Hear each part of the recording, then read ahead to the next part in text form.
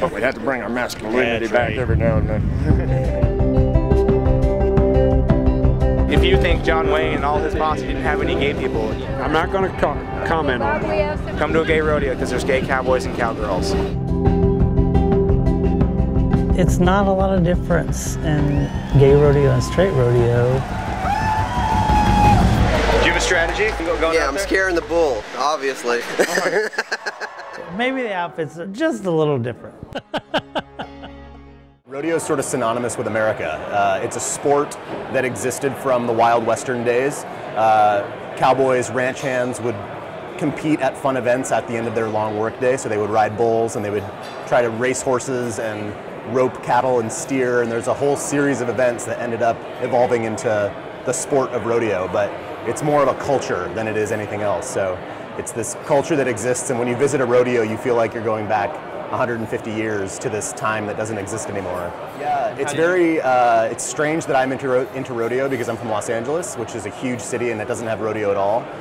But my dad took me to my first rodeo when I was 3 years old in a really tiny town called Cody, Wyoming, which has about 700 people. It's a very conservative rodeo town. And from that first time ever seeing it as a 3-year-old, I sort of fell in love with the entire mystique of the Western lifestyle and cowboy nostalgia, and have always been interested in it. I was working in development at a production company in Hollywood, and they asked me to come up with a television show because I worked with writers and directors to come up with new, mostly films. But the only thing I knew to do a TV show on was rodeo. I wanted to set something in the world of rodeo. So I went on a research trip to about a dozen rodeos around the United States and learned everything I could about it, and it was along that trip that I found out about Gay Rodeo, and immediately said, what the fuck is Gay Rodeo? I'd never heard of it in my life, and I left my job, moved home with my parents for 3 years, and did a documentary instead.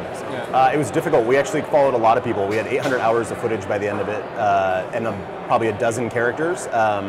Luckily, Wade, for people who will see the film, Wade sort of scripts the ending for us. So Wade had to be in it, but really who made the film ended up coming down to the Cowboy Code. The Cowboy Code is something that's well known in the States. It's the virtues of what it means to be a cowboy, of what we historically and traditionally think of. So virtues like courage and bravery and toughness and heart, community, helping your neighbor, all those qualities. I basically had to find characters that exuded at least one of those so strongly that you wouldn't question the fact that they were a cowboy through and through, so that you'd sort of forget what their sexuality was in the first place and just focus on what good strengths they had and what good virtues they had. When it all started, it was a safe place for gays to compete and be out. The cop cars surrounded my truck, and that's when they cuffed me and told me that gay people aren't allowed to feed the horses.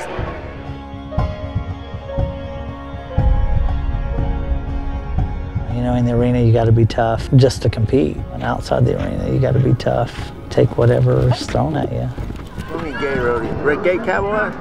Stick up your ass. As progressive as we like to think the world is, I think that we still have a long way to go.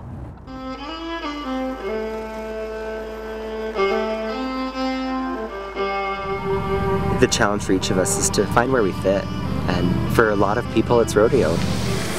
So Luke, what's it going to take you to stop riding bulls? Casket. Rodeo's more than just a sport, it's a lifestyle. Because I'm gay doesn't mean like I should run. They have gay rodeos in very, very conservative cities, like Oklahoma City is a very conservative town. But you don't see protests, which is great. I found that homophobia exists today on a much different level. It's much more insidious and subtle than simply outspoken, blatant, flagrant homophobia. There was a man, I was filming a hoedown at one of the Dallas rodeos. Dallas is in Texas, which is a very conservative state. And he came up to me, terrified that I had a camera. He said, please don't film me, I'm not out in my community. I'm a teacher in a rural Texas town, and if anyone finds out that I'm gay, I'll lose my job and my family will disown me, and you are jeopardizing that for me with your camera. He said, Gay Rodeo is the only place I can go to be myself.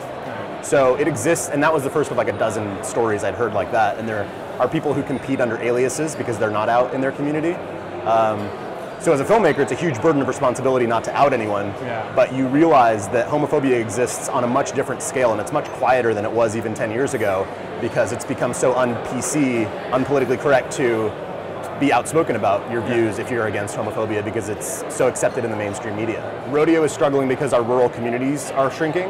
So farm communities are disappearing all over the world, not just in the States. The economy is bad, gas is expensive, and rodeo is a really, really expensive sport. People don't really realize that, but how much you spend on fuel and hauling your animals and upkeep of your animals, buying hay for your horses. Rodeo is a really struggling sport right now. You know, that coupled with assimilation, which is a very real thing that's been happening even more so in the last 10 years with the gay community, it makes it even that much harder for the gay rodeo to exist today, because it's not as important as it was maybe 20 years ago, when people, it was really their only outlet. Today you've got other options for the LGBT community that you didn't have 10 years ago. It's interesting to me to see the people that gay rodeo saved. You know, there are people who talk about how much gay rodeo has meant to them throughout their life, and it literally saved their lives. I don't know if you'll find that today, because there are still pockets of communities where kids are the only one in their community, but what's different today is that very few people think that they're the only one that exists, which was definitely the case 25 years ago. So it'll be interesting to see how people in my generation start, and if they do start getting involved in gay rodeo or not. One of the things I hope the film does is promote the idea that anyone can be involved in the gay rodeo. It's not just for gay people.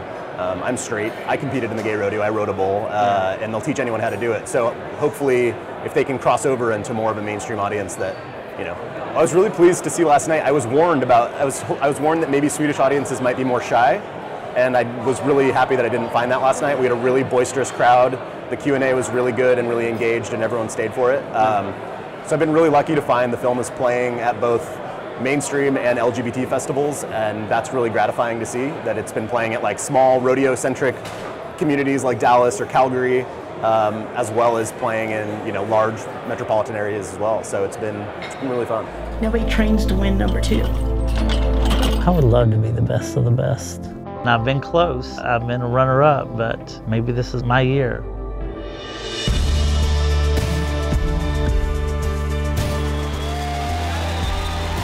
You have your blood family, the people that you're born into, and then you have your chosen family. Society wants people in boxes, and you can either choose to climb in that box or ignore the box and go make your own. Is there anybody here that's a rodeo fan tonight?